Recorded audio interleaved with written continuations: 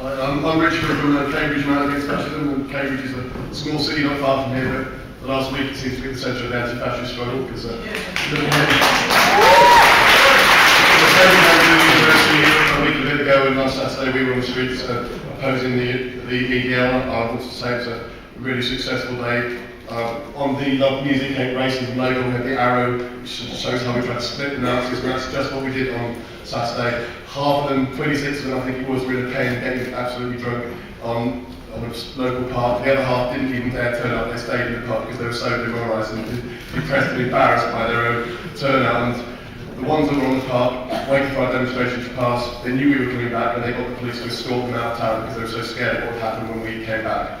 And the reason for the success was because it was all called by Unite Against Fascism. It was on our terms, but it was massively supported by the local community. I got a phone call the night before from the local MP who finally decided to support it, a Liberal person who's been opposing it before. The MEP led the march along with the MP. It was fantastically supported by the Muslim community, some of whom are here today have written letters of thanks. Local trade unions, by football fans, by local councils and so on. It was supported by the wider community, but as I said, it was on the terms of Unite Against Fascism, of marching against them and not letting them go through our streets. And to get to that position, it hasn't all been exciting in front page of French newspapers and so on. There's been lots of quite dull stuff, which is what I wanted to explain what we've done over the years. We've had regular meetings once a month at least. Sometimes they've been poorly attended, sometimes we think, why are we doing this? But the proof of it was shown last week. We leaflet football matches, we've had gigs after gigs after gigs, like music hate racism gigs, stalls in town, leafleting in town, all sorts of things that aren't particularly glamorous, but have definitely been worth the while because of the fantastic unity that we've been able to forge and the respect that United Against Fascism has in the city. And obviously, it was great to see what happened last Saturday, but it's not the end of things. Perhaps it's the end of the EDL, but it's not the end of racism, is it? The society we're in, with cutbacks and crisis, racism is bound to raise its head again, so you have to be prepared for that. I mean, we're thinking about what we're going to do next. We're obviously concerned with the vote that UKIP got. We're looking at the Fens, which is an area around the edge of Cambridgeshire, which has less organised anti-fascist opposition, and not the EDL, but anti-immigrant groups are organising demonstrations against migrant workers, and I think we're going to work with the local trades council in opposing that. So all I really want to say is that it's worth doing the boring dull things, because if you do those, when the moment comes again to test yourself, you can prove to be effective.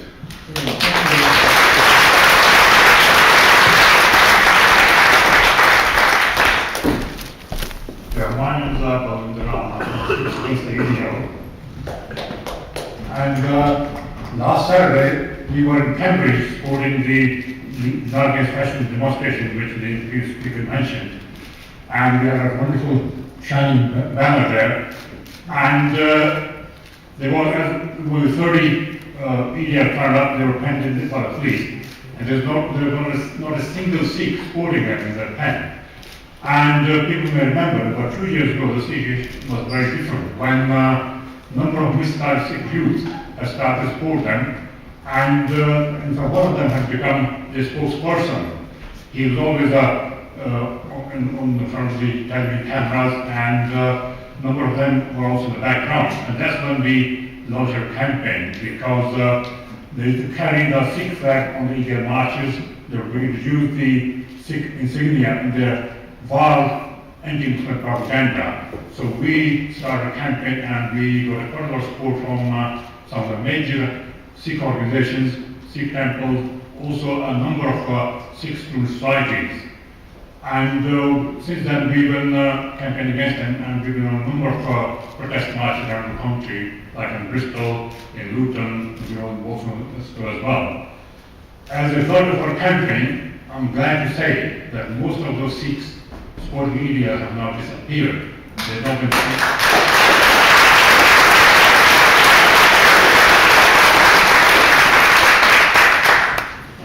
seen for a number of months. However, a very worrying situation took place in Leicester last month, when some 46, mainly from Derby, Birmingham, Leicester, they came to Leicester. They attacked a Muslim-owned restaurant, and a number of the customers and also the workers were injured. And the police arrested 6 the attackers.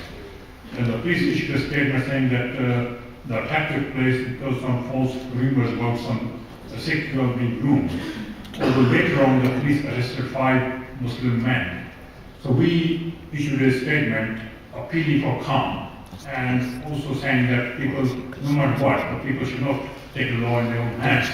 And the EDL tried to explore the situation. And the similar situation took place also last year in Luton, when there were also some rumors of what grooming, when 200 Sikhs turned out of the police station, and also the EDL, some of the leaders turned up as well, wearing false turbans and sort of pretend to be Sikhs. But I think all the rumors, the key is to smash the EDL, to stop the EDL and the BNP. That's because the Sikhs also sometimes fall for the rumors. So the key to stop all these things are just stop the EDL from marching, just stop the BNP. Thank you.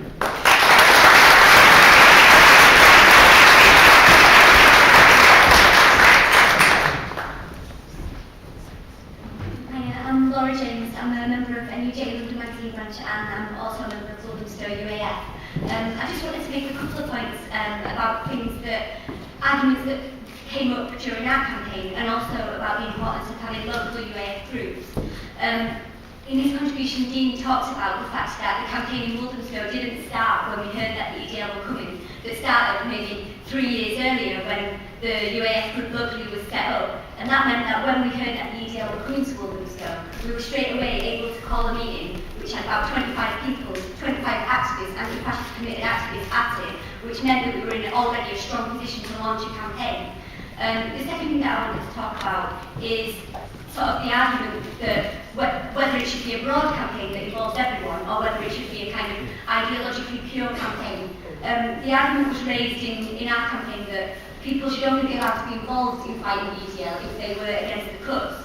And we had to argue with UAF locally that a lot of us in that room were against the cuts, but there were also a lot of people out there who weren't convinced on the arguments around the cuts, and we wanted them to work with us because a fight against the EDL had to be the broadest and biggest it can be. And that argument laid the groundwork for us having a demonstration of 4,000 people.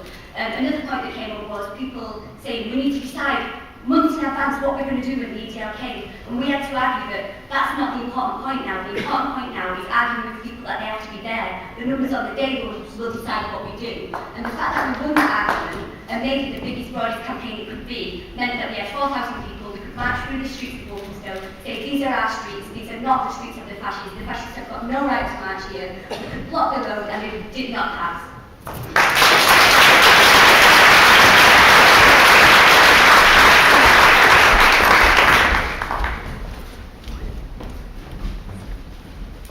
Hello, I'm Jason. I write an online blog, I'm special. I've been doing it since the G20 protest when I found out about the place. This is a question to the panel. I often go to different marches, different organisations and just generally just photograph and take notes and write an article. The one thing, I don't think you already mentioned March Freeman, the one thing I was concerned about with the UAF, and I'm not sure if they were UAF or whether they was just people affiliated with, but I did notice that a lot of things were being thrown at women and children who were in the march. Now I know the EDL, I don't agree with the EDL, I know the EDL were obviously present, and not all of them were EDL. And I take quite a stance against people using violence against people who are there just to celebrate an English thing. Whether or not the EDL are there or not, I don't agree with children being assaulted. But I'm just wondering whether or not you had a comment with that. Yeah, and we'll come back at the end. Okay. Thank you.